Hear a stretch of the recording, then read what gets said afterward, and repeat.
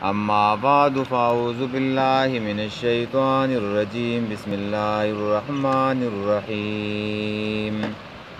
ومنهم أميون لا يعلمون الكتاب إلا أماني وإن هم إلا يظنون فويل للذين يكتبون الكتاب بأيديهم ثم يقولون هذا من عند الله ليشتروا به ثمنا قليلا فويل لهم مما كتبت أيديهم وويل لهم مما يكسبون.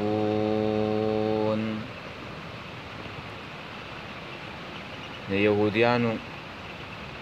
او د بنی اسرائیلو په دې آیات کې یو بل خباثت ذکر کوي او ناکاره صفت دی. هغه دا دی چې سړی په ګمان پسې روان شي. دا د بنی اسرائیلو ناکاره صفت دی چې سړی په ګمان پسې روان شي، په دلیل پسې نه روانېږي بلکې په ګمان پسې روان شي. او دغه شان دي کې زموږ بعضې مسلمانان هم دي چې په دلیل پسې نه روانېږي او په ګمان پسې رواني. څوک په خوب پسې رواني، وایي چا خوب لیدلی دی. څوک په قصو پسې روان دي، څوک چې دی نو هغه چا ویلي دي، پلانکې سړي ویلي وو، په موبایل کې داسې وه، په میسج کې چې داسې وه. نو دا ټول څه دي؟ دا ټول ګمانونه دي. نو سړی په ګمان پسې نه روانېږي، دا د یهودیانو ناکاره صفت دی، بلکې په څه پسې به روانېږي؟ په دلیل پسې. او نبی علیه صلات وسلام یو حدیث کې ویل دي چې ما تاسو پرېښودی په یو داسې ملت باندې چې د هغې شپه چې دی نو د ورځې په شان روښانه ده. شپې نه ده، د ورځې په شان روښانه ده. نو زموږ په دې دین کې څه پټې او پناه خبرې نشته ده. دا بالکل واضحه دی. او د دې شپه چې دی نو هغه د رڼا ورځې په شانتې کې ده. او پټې پناه خبرې په هغه څه کې چې هغه دروغ وي. او زموږ دین چې دی نو هغه رښتیا دی. په دې کې څه پټ هم نشته او څه پناه هم نشته. نو دا ښکاره خبرې دي. ښه، نو دلته وایي چې ومنهم امیون، دا بله ډله ده. ښه، مخکې د یهودو دا ډله بیان شولله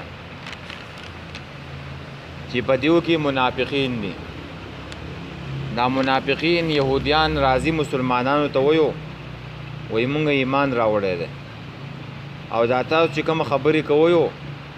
نو دا زموږ په کتابونو کې هم شته دی. خو بیا هغه بله ډله نه ده، هغه مشران یهودیان، هغه علما، هغه دیو ته وایي چې تاسو ولې دیو ته خبرې کوئ؟ تاسو دیو ته ولې خبرې کوئ؟ دا خبرې چېرته دې مسلمانانو ته ونه کوئ؟ د دیو نه دا خبرې چې دی نو پټې ساتئ. نو یوه ډله دغه وه. اوس بله ډله چې دی نو هغه دا دی چې امیین دي، امیان دي. دا امیان څه معنی ده؟ لا یعلمون الکتاب، چې په کتاب باندې چې دی نو هغه نه پوهېږي. دا امی نه دی. امیون جمع ده د امی، او دا امی نه دی، دا منصوب دی ام ته، او ام وی مور ته. نو دیو داسې جاهلان دي چې بالکل د مور نه یو ماشوم پیدا شي او هغه په څه باندې نه پوهېږي. نو دغه شانتې کې دیو چې دی نو د هېڅ نه نه خبرو. او دلته امیون معنی چې دی نو لا علمه، په کتاب باندې نه پوهېږي، یعنې لا علم دي. او بل امی چې دی نو هغه انپړ ته وایي. ښه، انپړ څه ته وایي؟ چې لیکل لوستل نشي کولی. لیکل لوستل نشي کولی، هغې ته امی ویلی کېږي. او زموږ پیغمبر صفت دا ده، امید هغه صفت ده. خام او دا ډېر اوچت صفت دی. ګوره د امتی دپاره انپړ چې دی نو دا بد صفت دی د امتی دپاره، او د پیغمبر دپاره امی نه دی، دا ډېر لوی اوچت صفت دی ښه، چې هغې لیکل لوستل نشو کولی، د هغې باوجود د هغې تعلیمات چې دی نو روښانه دي، د هغې خبرې چې دی نو هغه ډېرې جوړې دي. په مخلوقاتو کې څوک د هغې نه بل غټ عالم نشته د نبي علیه السلام نه. نو دا د پیغمبر دپاره څه دی؟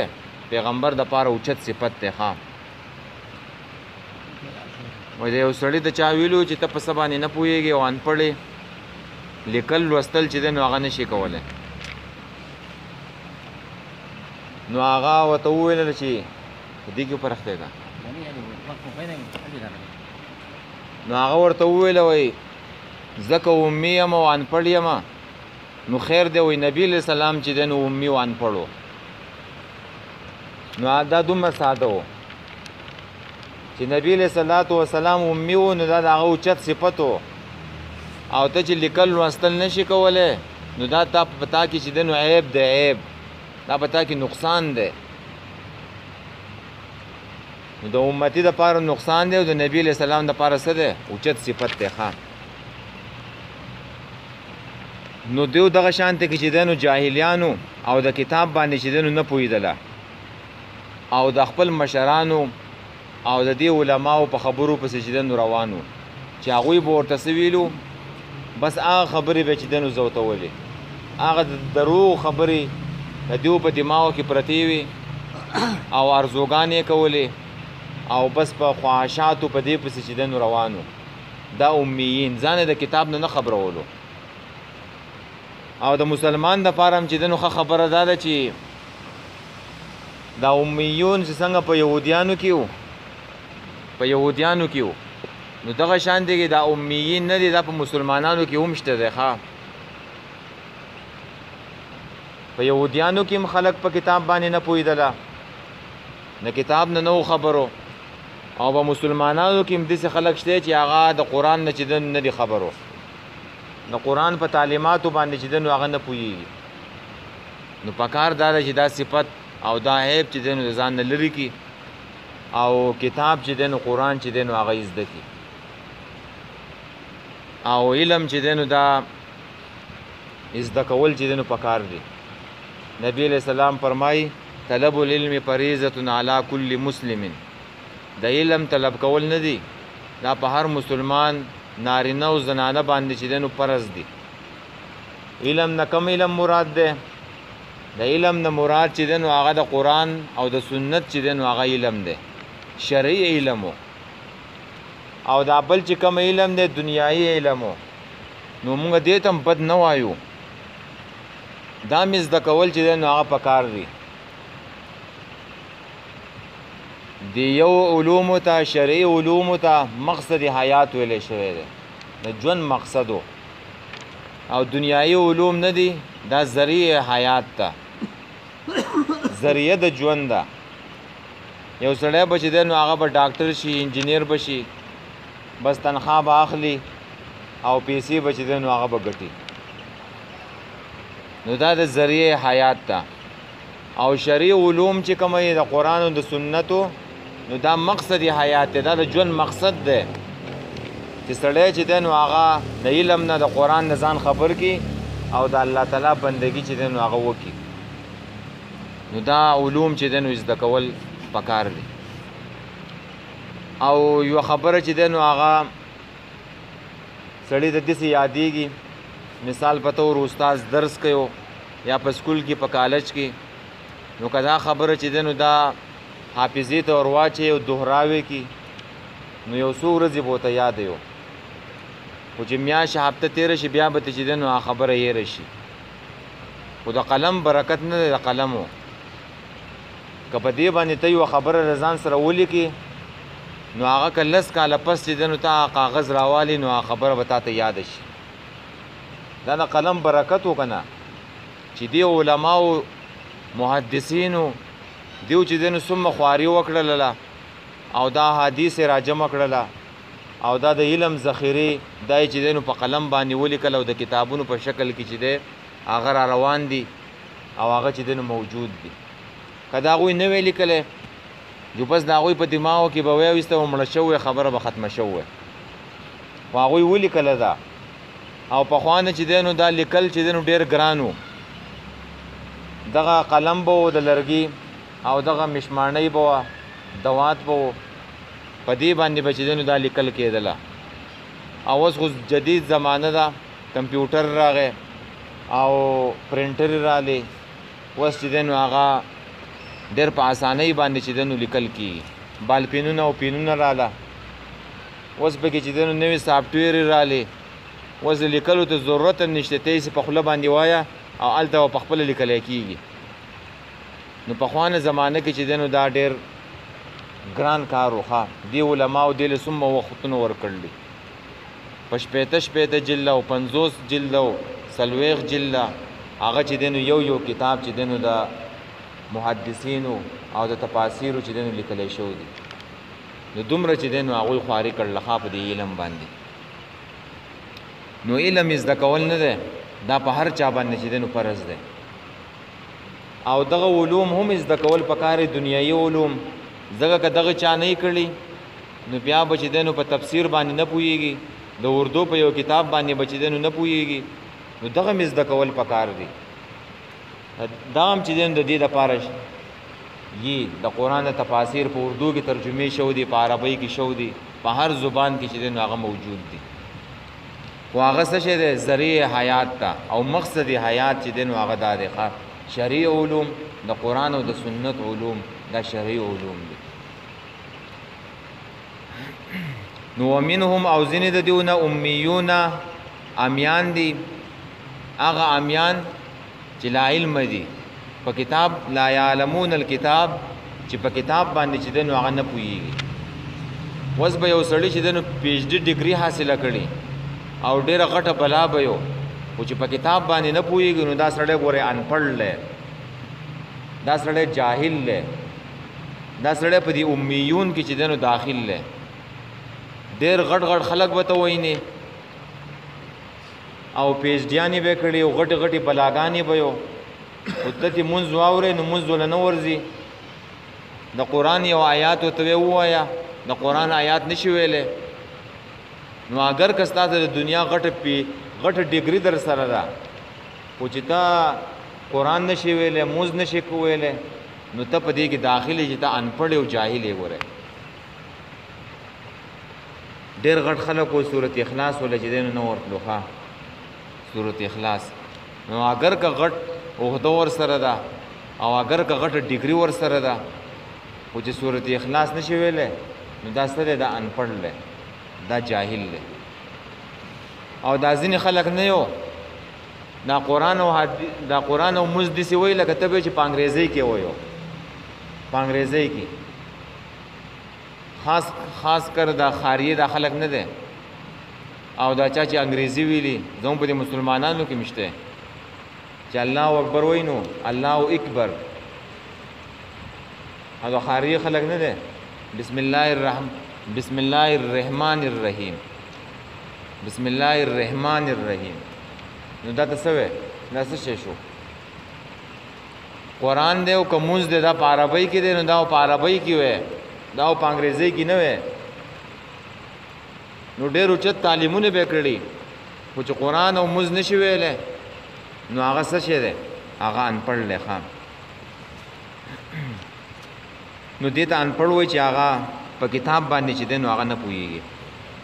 او لیکل لوستل چې دی نو نشي کولی نو هغه هم چې دی نو انپړ دی نو بیا په هر څه کې چې دی نو نور ته محتاج وي چې دا یې څه لیکلی دا خط راغلی دی په دې کې چې دی نو څه لیکلی یا د بجلۍ دا بل راغلی دی نو په دې کې څو روپۍ دي نو په دې باندې چې دی نو نه پوهېږي یا یو ځګي ته ورځي دې سوپر مارکیټو ته دې دفترو ته ورځي نو په دروازه باندې یو پوش لیکلی یو پل لیکلی یو پوشي یو پولي نو د پوش مطلب دا چې دا دروازه به ځان ته راکاږي او د پل مطلب دا چې دا دروازه به چې دی نو دننه نه باسي نو چې په دې څوک نه پوهېږي نو هغه کله ورته دننه زور کوي او کله ورته پاته زور کوي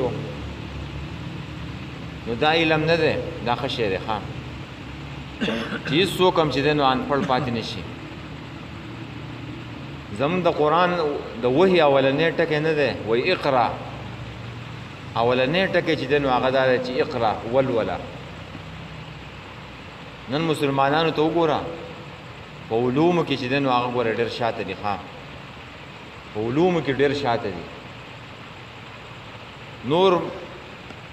خلق ته چې دی نو په علومو کې چې دی نو هغه مخکې شو یو زمانه و چې مسلمانان نه دی مسلمانانو له به خلک راتلله په سپین کې په سپین باندې مسلمانانو 800 سال حکومت کړی دی هلته جامعاتو هلته یونیورسټیانې وې هلته به چې د یورپ دا خلک راتلو او د هغې ځای نه به چې د علوم زده کوله یو دور و چې تاجکستان نه دی بخارا او سمرقند دا د علومو مرکز و ښه خلک به چې د بخارا او سمرقند ته تلله مسلمانانو ملکونو ته به تلله او هلته به چې د علوم زده کوله اوس دا مسلمانان نه دي څوک چین ته ځي او څوک امریکې ته ځي مسلمانانو چې د خپل مقصد پرېښودلو ښه نو په علومو کې چې دی نو شاته پاتې شو دغه شان دی کې زنانو هم پکار چې زده کړي قرآن او سنت هم زده کړي دنیایي علم زده کړي د زنانو د ډاکټرانو کمی دی څنګه چې سړي ډاکټران دي داسې زنانه ډاکټرانې پکار دي څنګه چې په سړو کې شیخ الحدیث دغه شان په زنانو کې هم شیخ الحدیث پکار دی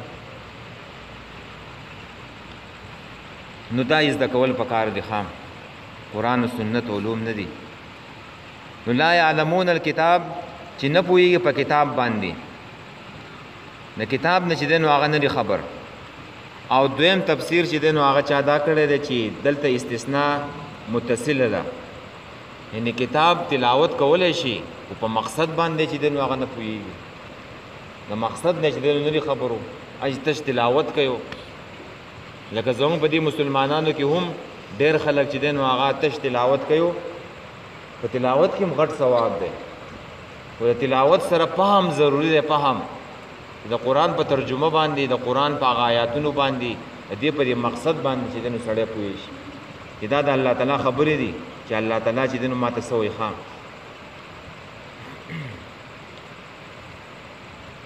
الا امانی مگر روان دي په ارزوګانو پسې په خواهشاتو پسې د دې معنی چې دی نو امانی یو معنی دا ده چې اکاذیبه عبدالله ابن عباس و امانی څه ته وایي اکاذیبه د دروغ خبرې دي په دروغ پسې چې دی نو روان دي او ارزوګانو ته چې دی نو هم ویلی کېږي ښه او دوی ته هم ویلی کېږي لوستلی شوي خبرو ته لوستلی شوي خبرو ته دې ته هم امانی ویلی کېږي ارزوګانو ته چې دی نو هم ویلی کېږي د دروغ خبرو ته چې دی نو هم ویلی کېږي مخکې چې دی نو هلته به راځي یو پاڼه دوه چې دی نو مخکې وقالوا لن يدخل الجنة الا من كان هودا او نصارى تلك امانيهم دا د دوی دروغجنې بې دلیله خبرې دي امانی او تفسیر بحر محیط وایي چې الا اکاذیبه سمعها من علمائه دا هغه د دروغ خبرې دي چې دوی د خپل علمای سو نه چې دی نو کوم اورېدلي دي د هغې تقلید کوي او باغی پسې چې دی نو روان دي و انهم الا یظنون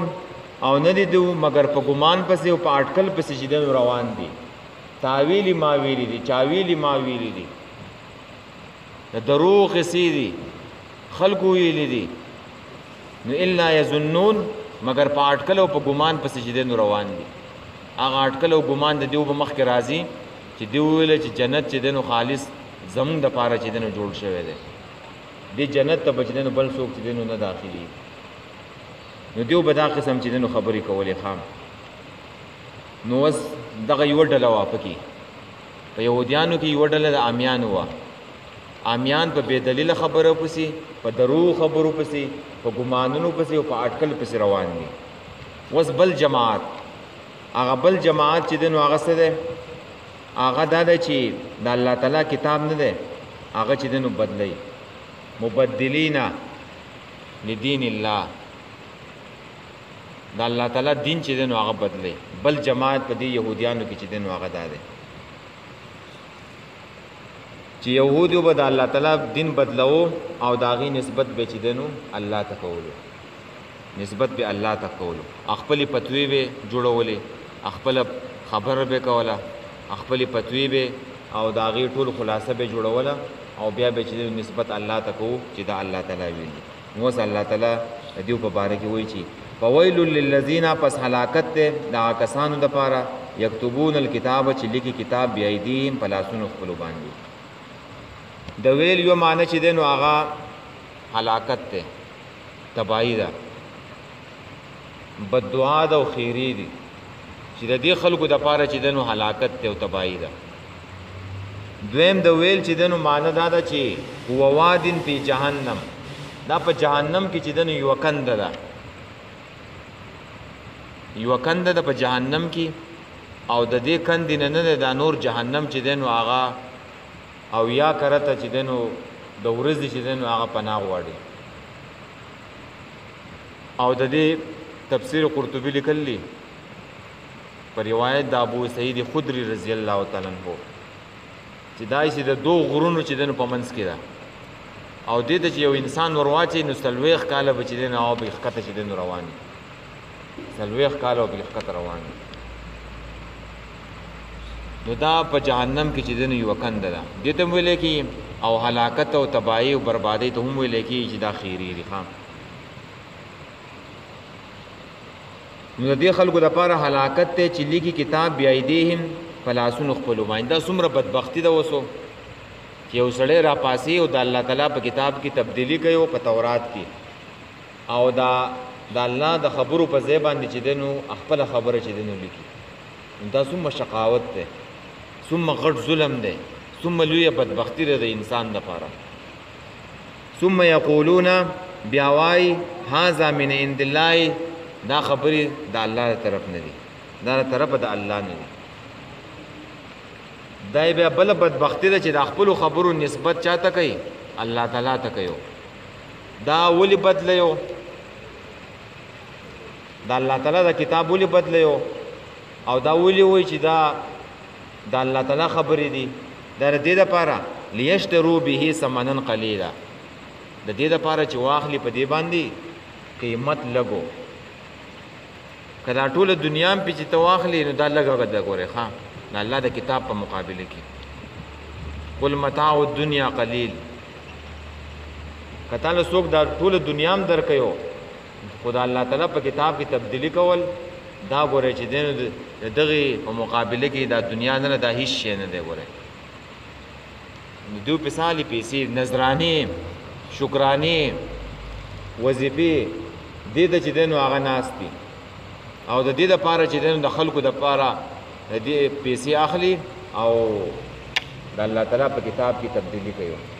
تحریف کوي په کتاب نو دلته هم په دې امت کې هم څوک داسې نه کوي ښه د دې شي نه به ځان ساتي چې د الله تعالی کتاب چې دی نو هغه خرڅ کړي داسې به څوک نه وایي چې هلکه دومره روپۍ راکړه چې دا مسله در وښیمه دا د یهودیانو کار دی ښه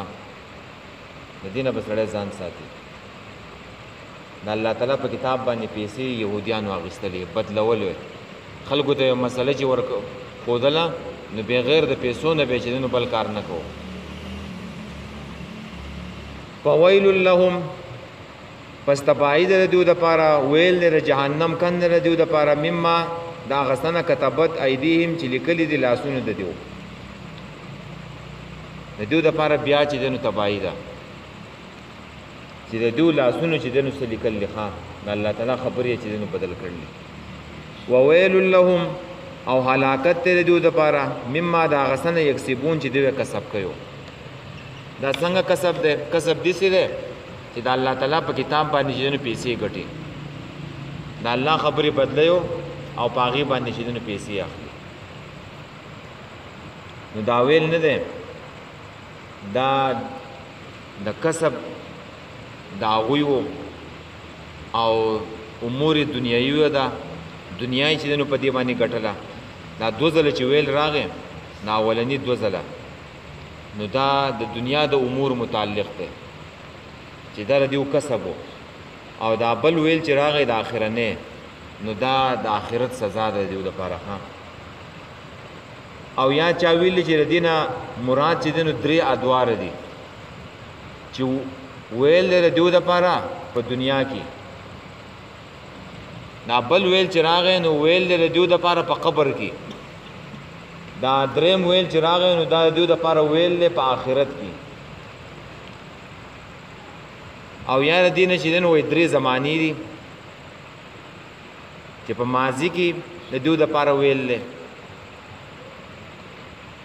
او په حال کې چې دنو د دیو د پاره ویل له، او په مستقبل او پر آینده وخت کې چې دنو د دیو د پاره ویل. نو مطلب دا و چې تباو او تبادی او تبا بشي. او یا چې دنو ویل د کاتب د پاره د لیکون کې د پاره، او دویم ویل چې دنو د عامل د پاره چې څوک به د خبرو باندې چې دنو عمل کوي، او دا دریم ویل چې دا د څه لپاره ده، دا چې څوک دغه په دلیل کې چې دنو پیش کوي. د دیو دا خبرې نه دي، دا ګډي وړي او د ارزوګانو دا خبرې او د روح خبرې چې دا څوک په دلیل کې چې دنو پیش کوي. نو دیو به د الله تعالی په حکم کې څه کوله؟ تبدیلی کوله. د دې خلکو د پاره چې دنو تباہی ده. دا امت بد دین چې دنو ځان ساتي. دا چې الله تعالی دلته بیانوي د دې مقصد دا دی چې د يهوديان چې دنو د هغوی نه ولې خلافت او د دنیا مشري واغستلی شوه، چې دیو د الله تعالی په کتاب کې چې دنو بدلی کړله، او دیو د الله تعالی په آیاتونو باندې پیسې اخیستې دي، او دیو دا دلیل پرېخه او دلیل او قرآن تورات پرېخه او په ګډو وډو خبرو پسې چې دنو روان شو. بے دلیل خبره پلار ویل دیو، نکه ویل دیو، پلانکی ویل دیو، په قصې کې په دې پسې چې دنو روان شو. نو دا مشري چې دنو الله تعالی دی امت ته چې دنو حواله کړله. اوس په دنیا کې دا امت توحید نمائندگان دي. ښه دیو به هغه کارونو نه ځان ساتي کومه کارونه چې یهودیانو کړو، بني اسرائیلو کړو، نو دا به اله چې دنو غوره امت. ښه نو نن چې مسلمانانو دا بد حل نه، نو دیو د هغه نمائندګي چې دنو هغه پریخي ده. ښه دیو ته چې کم کار حواله شوی هغه دیو پریخي ده. نو ځکه ولا الله تعالی په یو ځای کې په بل ځای کې سزاګانې ورکوي چې راوګرځي. ګوره خپل مقصد چې دنو هغه وپېژني. تاسو لمانه دنیا مشري د څه لپاره درکړو؟ ښه جي بس ته دا 2 آیات پوره دي.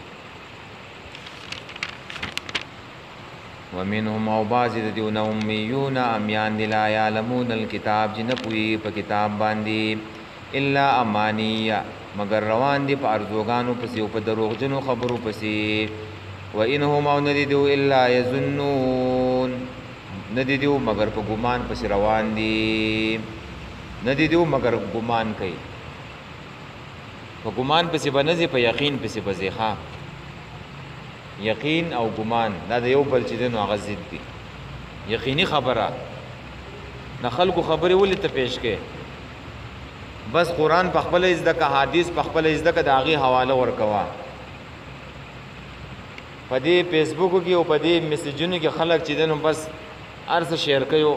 او د حدیث چې دی نو حواله نه یو. د دې شي نه به ځان ساتي. ښه بې دلیله خبره به چې دی نو هغه به نه کوي او نه به چې دی نو بل چاته پیش کوي. او بل د دې نه چې دی نو دې آیات دا معلومه شوله چې مونږه شرعي علوم نه دی دا زده کو. ښه نو بیا به مونږه د دې خبرو نه بچ شو، د بې دلیله خبرو نه، د ګډو وډو خبرو نه، د قصو نه، د چا ویلو ما ویلو نه، د دې نه به سړی بچ شي. الله چې کله قرآن او سنت چې دی نو هغه زده شي. نن په دې دور کې ټوله توجه دنیایي علومو ته ده، خو داسې نه ده پکار. خپل بچی چې دی نو هغه دیني علومو ته هم ورکول پکار دی. چې موږ یو بچی قابل بچی نه دی هغه مدرسې له ورکوخه شرعي علوم زده کړي شرعي علوم او د دې دین چې دنو بیا خدمت وکړي کالج او یونیورسټو له خلک دا جوړیو او هغه چې دنو بیا پاتې شي مقصد ته چې دنو هغه ډېر ونه رسیږي نو بیا یې په ګډو وډو باندې سري نو قابل بچی چې دنو هغه مدرسې له ورکوخه خلک چې دنو په دې زمانه کې یا ګوډي یا شلي یا ړونی یا په سکول کې سبق نشي ویلی وای دا به یې مدرسه ووایو نو مدرسې له د الله دین نه چې بچی ورکې نو ټول نه قابل بچی ورکوخه او راله خلکو خپل ډاکټریانې پرېښودلې ښه پی ایچ ډي ډاکټرانو خلکو او هغوی خپل لاین پرېښودلو راله چې د دین خدمت چې دن شروع کو ډاکټر ذاکر نایک نه دی ډاکټر اسرار احمد هغوی سو ډاکټرانو ښه و خپل لاین یې پرېښودلو راله د قرآن او د حدیثو خدمت له نو قابل کس چې دی نو هغه دې له ورکول پکار دي مدرسې له چې قرآن او د حدیث علوم چې دی نو هغه زده کړي او هغه نورو ته بیا ځکه دا علما خو به یې نه یو دا علما به چې دی نو ځي دلته اوس څوک نه پاتې کېږي نو چې دا ځي چې بیا پسې چې دی نو نور نسل چې دی نو هغه پسې دغه شانتي کې را رواني او دغه تعلیمګاهونه نه دي دا په اصل کې ګوره قتلګاهونه دي ښه مودودي صاحب یو ځل دغه راوخته و علیګل یونیورسټۍ والا او هلته تقسیم انعاماتو علیګړ په هندوستان کې غټه یونیورسټي وه تقسیم انعاماتو لې راوستی و نو مولانا مودود رحمه الله چې کله تقریر له ورغی تقریر شروع کو نو په تقریر کې ویو وہ یہ تعلیم گاہ نہیں ہے یہ قتل گاہ ہے اور میں آپ کے لیے اللہ تعالیٰ سے دعا کروں گا ګوره دې خبرې ته اوس سوچ وکړه یو دومره غټه اداره یو دومره غټه یونیورسټۍ یو د هغې ته چې د نو سړی مهمان خصوصي پکې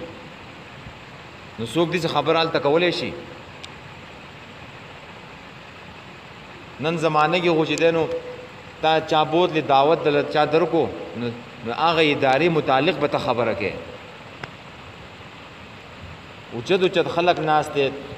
او مودودي صاحب پکې چې دی نو دا حق خبره وه دا حق خبره چې دی نو وکړله په بوسو کې اوبه نه بوتللې نن ټول خلک په بوسو کې اوبه بوځي چې هلته سکول له کالج یونیورسټۍ له ورشي هلته د هغو صفتونه شروع کړي و چې څوک رانه خفه نه شي او نن سبا هم چې دی نو هغه مولا د خلکو خوښي چې په بوسو کې اوبه بوځي و یاره څوک خفه کول نه دي پکار او دا حق خبره وه چې دا تعلیمګاهونه نه دي دا څه شي دا قتلګاهونه دي په اصل کې شرعي علوم خو په دغه کې شته نه بس زیات نه زیات به چې دی نو 40-50 کاله به یې ښایي چېرته یو جاب او نوکري به ورته میلاو شي اخوا په قبر کې به څه کوې په آخرت کې به څه کوې چې ته مړ کېږې او تاله کلمه نه درځي تاله مونځ نه درځي تاله قرآن نه درځي دا تعلیمګاه شوه که دا قتلګاه شوه نو د چا پروا و مودودي صاحب نه کوله ښه حق خبره به یې چې نن په هر ځای کې کوله